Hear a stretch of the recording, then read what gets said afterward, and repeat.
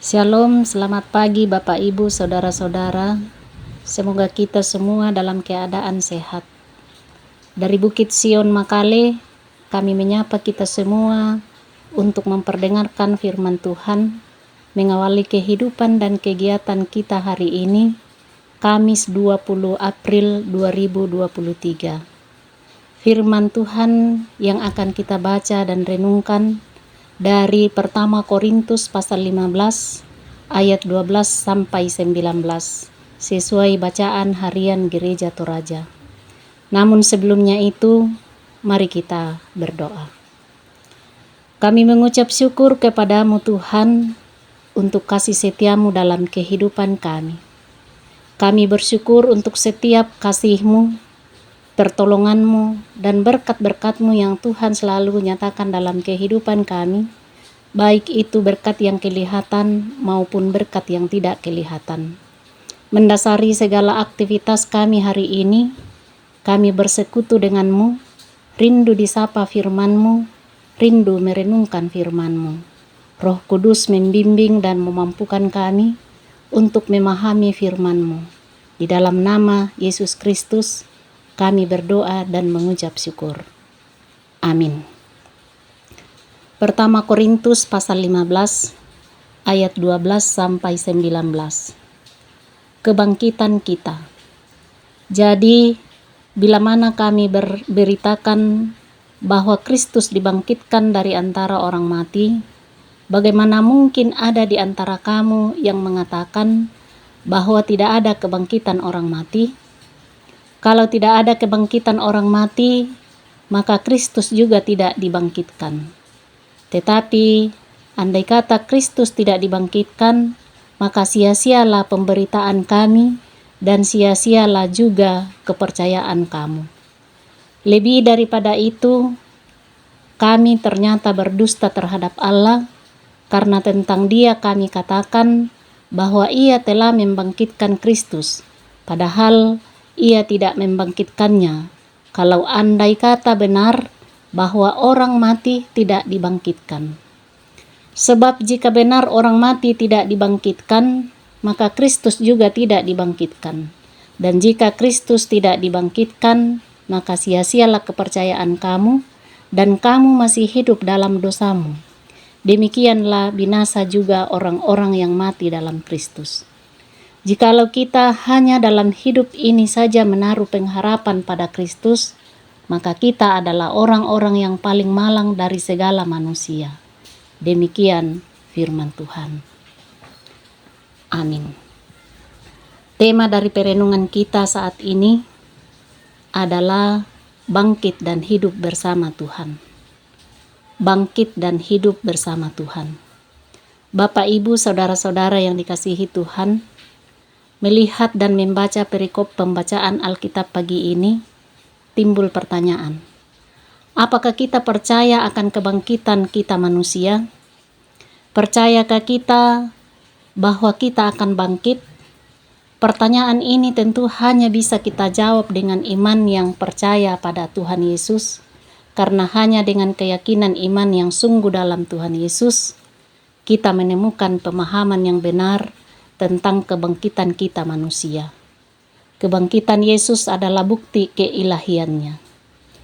Yesus adalah Allah yang bangkit dan hidup. Ia adalah Raja yang berkuasa di sorga dan di bumi. Dan melalui kebangkitannya, inilah yang menjadi dasar iman kita, dasar kebangkitan kita orang percaya. Bapak, Ibu, Saudara-saudara yang dikasihi Tuhan, melihat pembacaan kita di Korintus saat itu, Rasul Paulus menghadapi tantangan tentang kebangkitan. Orang-orang Korintus, orang Yunani memahami bahwa orang mati tidak dibangkitkan. Ini merupakan tantangan yang serius terhadap pemberitaan kebangkitan Yesus. Sebab kalau mereka yakin bahwa orang mati tidak bangkit, bagaimana mereka bisa percaya akan kebangkitan Yesus? Menghadapi hal ini, Rasul Paulus mengingatkan dan menegaskan bahwa kebangkitan Yesus adalah sebuah kebenaran. Ia mengatakan, jika tidak ada kebangkitan orang mati, maka Yesus pun tidak dibangkitkan dan iman orang percaya sia-sia belaka. Bapak, Ibu, Saudara-saudara yang dikasihi Tuhan, kuasa maut telah ditaklukkan dalam kebangkitan Yesus Kristus, maka kebangkitan kita kelak adalah suatu pengharapan yang pasti bagi setiap kita orang percaya yang menghargai kuasa pasca atau kemenangan atas maut. Yesus bangkit menjadikan hubungan iman dan persekutuan kita dengan Yesus harus hidup.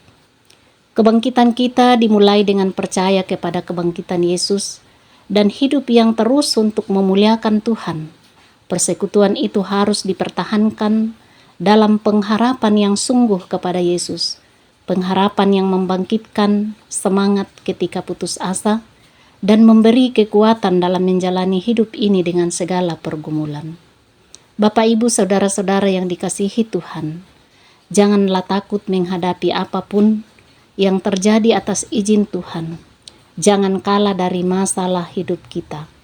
Teruslah berjuang dengan kekuatan kuasa kebangkitan Kristus, sebab di balik semua yang kita gumuli, ada kemenangan yang dijaminkan bagi hidup kita.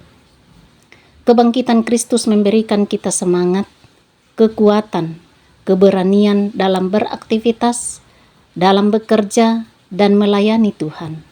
Iman setiap orang percaya dalam Yesus Kristus tidak akan sia-sia. Karena itu, hiduplah, bangkitlah untuk kemuliaan bagi nama Tuhan. Terpujilah Tuhan. Amin.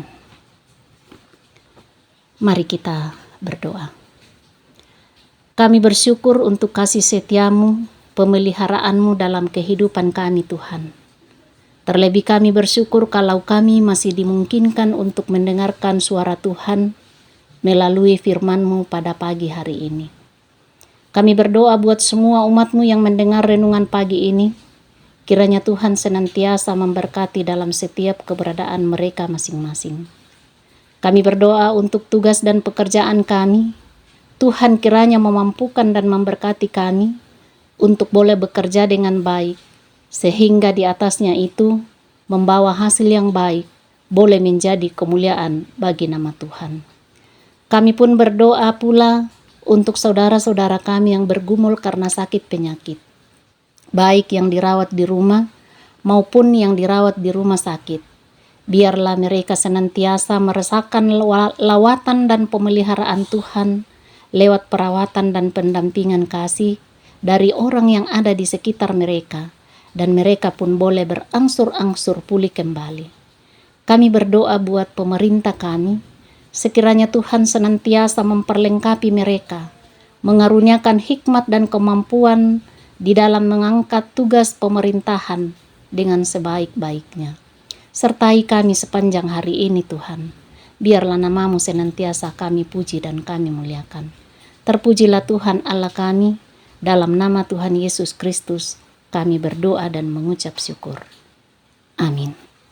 Demikian renungan firman Tuhan hari ini. Selamat beraktivitas. Tuhan memberkati.